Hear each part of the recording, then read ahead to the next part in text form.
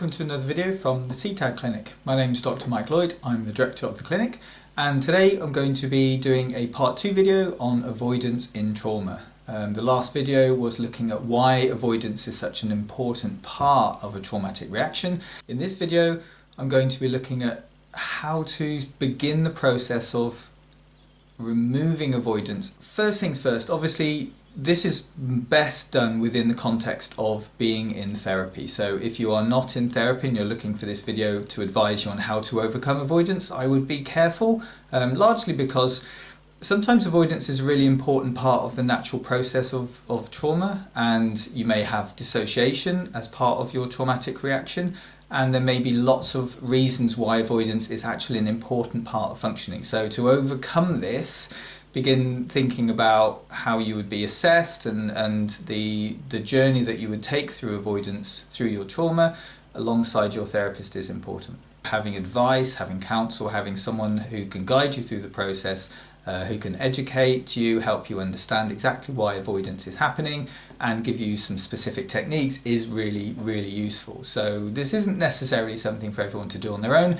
My hope is that the video gives some indications as to start how to begin this process and maybe what you would expect if you were doing therapy. This is especially important for people who are dissociative, as some of the avoidance might take place in terms of the context of dissociative experiences, certainly within, say, depersonalization or amnesia reactions, or in dissociative identity disorder or other specified. There could be alters or parts, internal parts, who are avoidant and who need to remain avoidant for specific reasons, say for example overcoming specific traumatic responses. It's important to understand first of all that avoidance is a natural part of the brain's attempt to alleviate threat. Trauma often occurs because a person has undergone an experience which has left them feeling under threat, potentially, in the case of say post-traumatic stress, in fear of their lives. If the brain wants a person to remain avoidant of an experience, to make sure that a dangerous event does not happen again, we have to pay attention to this. We have to understand that the avoidance isn't necessarily about being weak or being strong or being brave or not being brave. It's about the brain's response to things. And if we try and overcome that, if we try and go against what the brain is trying to get us to do, that can be extremely difficult. So fight and flight kicks in regardless maybe of the intent. A person may want to approach something, but they get so overwhelmed with fear and the brain triggers a flight response. That person then leaves. You might then feel shame or guilt, or a feeling of being weak or not good enough because you haven't overdone that. And you've got to understand that in the context of exactly what the brain is trying to achieve. To remember then that avoidance and the brain are all about trying to make sure that the bad thing that happened does not happen again. That's all it comes down to, and the brain is very simple in that construct. Once we understand what the brain's motives are, it really helps us understand how to work with it, not against it. Okay, in terms of technique, communication is my most important one, is the ability to be able to talk to the brain, or within dissociation, to talk to dissociated aspects of the personality of the person. Communicating with the brain, therefore, is about being able to help the brain understand that the threat, the thing that the brain is afraid of, is now past. So knowing the difference between the past and the present, that's where we have to start working. With dissociation is being able to tell the dissociated parts that the thing that they're frightened of happened a long time ago, and that now is now and then is then. This is not an always easy thing to do, as some dissociated parts may not understand the concept of the present day, and they may be stuck in a trauma-based period in time, i.e. the past. Communication, therefore, is about reassuring the brain, reassuring dissociated parts that the threat is long gone, that the current place that you are in is actually safe. And being able to use sort of external mindful strategies can be useful for that. So being able to look around, take stock of the environment, see whether threat is present, and if not, being able to tell the brain, look, there is no threat present. Everything around me is safe. I am where I want to be. I am with the people I want to be. Even if what I'm doing is generating anxiety, I am currently safe. There is no threat. I am not in danger of being harmed. Really being able to say that, and ideally believing that that's the truth and communicating that to the brain, is essential. And this has to be done in the context of being scared. So trying to overcome avoidance is going to increase anxiety. This has to be understood, that anxiety is a natural component of the therapeutic process, and if a person tries to avoid being anxious, they will continue avoiding everything in their life that is actually potentially good for them to get back to the normal everyday activities. So being anxious will occur, being scared will occur, and these are totally okay. It's about accepting that being scared and being anxious and being worried that something bad is going to happen is totally fine. That's the brain telling you that it's frightened and it's scared, and our job is to hold on to that anxiety. So in therapeutic terms, it's called containment, to be able to contain that anxiety long enough for us to realise that we're safe. Ultimately, this is part of our attachment system. So in child-parent interactions, the child becomes frightened, the parent does the job of looking after, of containing, of being able to tell the child that, look, I am calm, therefore everything around us is safe. So even if the child is frightened, if the parent, if the adult around that child is calm and is relaxed, the child begins to calm and relax. So we have to do exactly the same process with our own avoidant anxiety. If we become anxious, we have to remain calm long enough to reassure our anxiety that all is well. Once we're able to do that, we can then take the step forward and progress towards the thing that we are anxious or avoidant about. And a therapist can be that attachment model. The therapist is often the one that will engage with that anxiety and help reassure the person. Now, in some psychological therapies, what we do as psychologists is that we would go to that place, to that avoidant place with our client. We would stand there, we would walk them through it, we will be physically present in the environment, and we would help them understand the anxiety. And that's often part of cognitive behavioural, CBT strategies, is that we would set homework and we may step through that homework with that person and literally be by their side while they're approaching the avoidant thing. The goal is always to reduce the anxiety. That calms the brain, that alleviates the stress response, the threat response in the brain, and it enables a person to be able to walk forward feeling more calm and feeling more safe. Therefore, it's important to allow the fearful images or memories to occur. That's a natural process. It's the brain being reminded of what's going on, and if we're approaching something that we have been traumatized by, it's likely that we're going to get fearful images and distressing thoughts and sensations.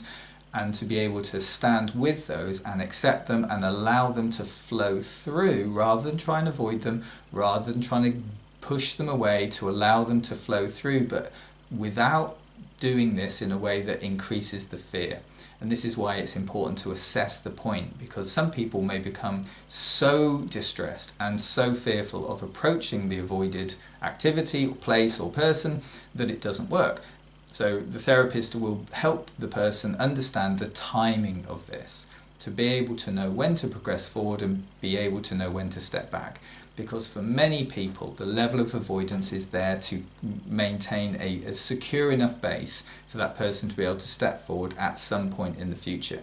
We have to make sure that we don't try and overcome the avoidance too early, and we have to make sure we don't try and leave it for so long that it actually becomes almost concrete in its nature, and it is going to be much harder to overcome in the future. Therefore, while a person is feeling anxious, they have to tune into and have a second layer of thoughts, kind of like a warm blanket on a cold day, to say that yes, I am scared, but I am also safe. It is okay to be anxious. It is okay to be afraid, but I am safe. I can look around me and I know I am safe. So a person can be both cold underneath the blanket, but the blanket sits over them and starts to warm them. They can be frightened and scared, but they are contained within this blanket of knowing that they are safe. All of this is a process of speed then, so pace is an important part of our therapy. We have to make sure we progress at a good enough pace, and that is discussed and aligned with between the therapist and the client.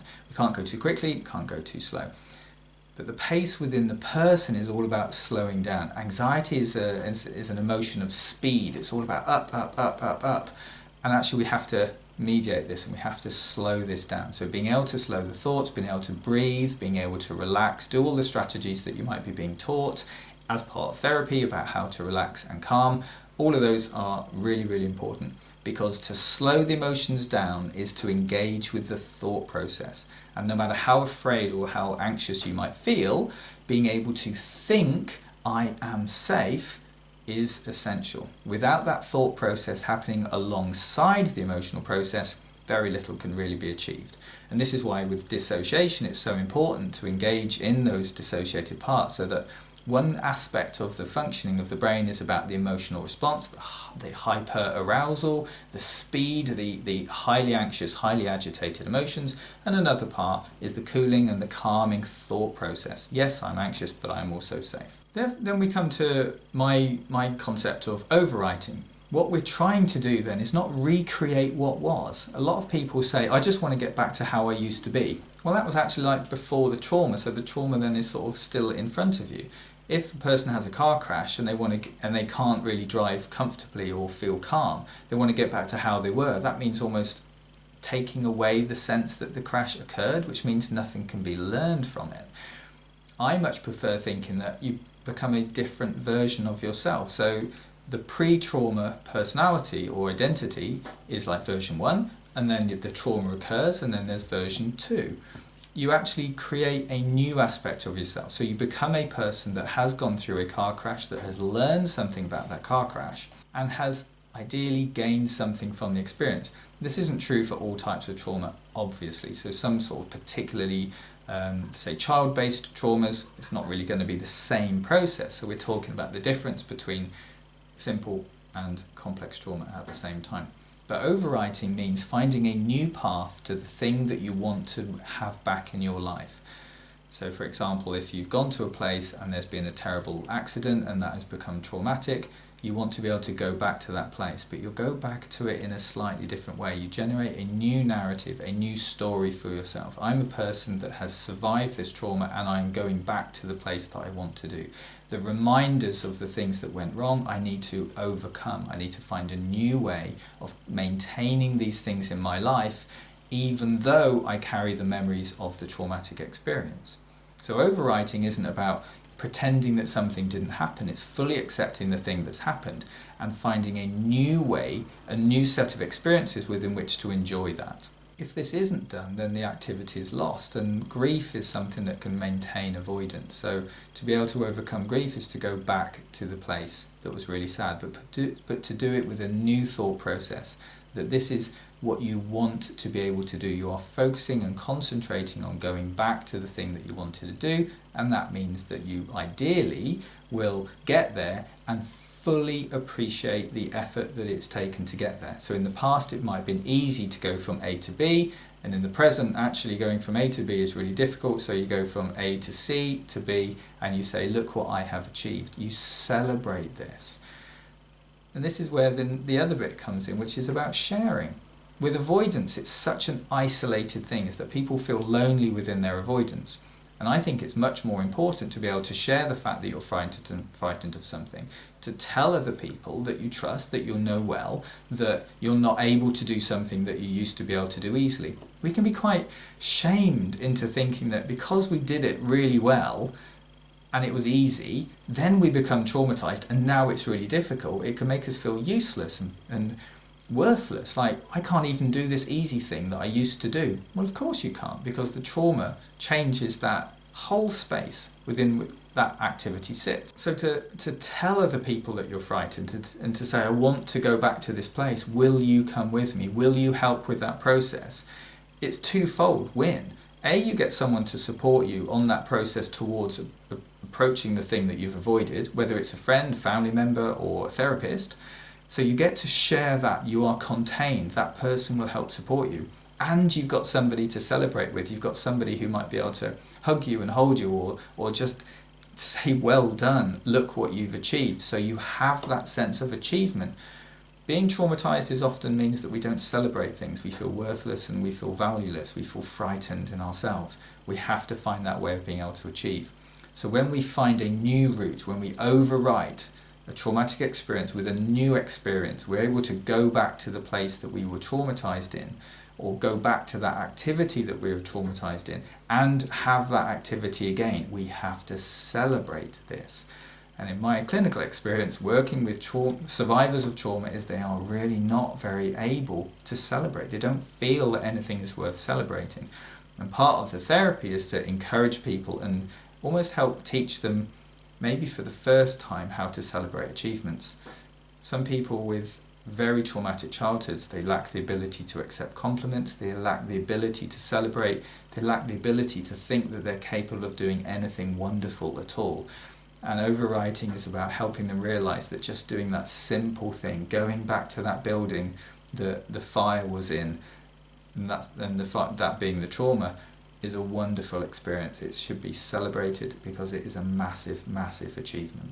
So being able to know that being frightened is a very powerful thing, but we cannot allow that to guide the future that we want to have for ourselves. Because to avoid is always to become smaller. And in the short term, while avoidance is an excellent strategy, and there's some very good research that shows that short-term avoidance is a wonderful way of being able to stabilise the self following traumatic experience, in the long run, avoidance makes us small. And to step towards it, to overcome that avoidance, to achieve these new things, is to grow. And the goal of therapy is always about growth, it's about change. That doesn't mean it's easy, it doesn't mean it's simple, it can be very difficult and it can be very scary and it can generate many, many negative emotions. But that has to be accepted. That's what is needed in order to progress forward. So to live in the shadow of trauma is to shrink. To step out of that shadow into the sunlight is to have new experience and to grow. And it's a really difficult thing to do on your own sometimes. I hope that this video has been helpful. It's not a specific technique-based thing, it's more of a philosophy of how to overcome avoidance. Is by communicating, is by slowing down, is by allowing the emotions to be present, is by containing them, is by gaining support and using other people as a resource and as a mechanism by which you can gain confidence, and it's about celebrating every achievement and every step along the way. The actual individual techniques of those things, that can be all figured out in therapy, and that depends on the individual. Some people will use this, some people will use that. The philosophy, though, I think is what is really important. So I hope this has been helpful. It's useful for simple traumas, it's useful for complex traumas, for people with or without dissociation. So if you like this video, please like on the channel, subscribe if you'd like to have future content as and when it comes out, and please leave some comments. I'm more than happy to read and to see what you think of things. So thanks very much for listening and take great care.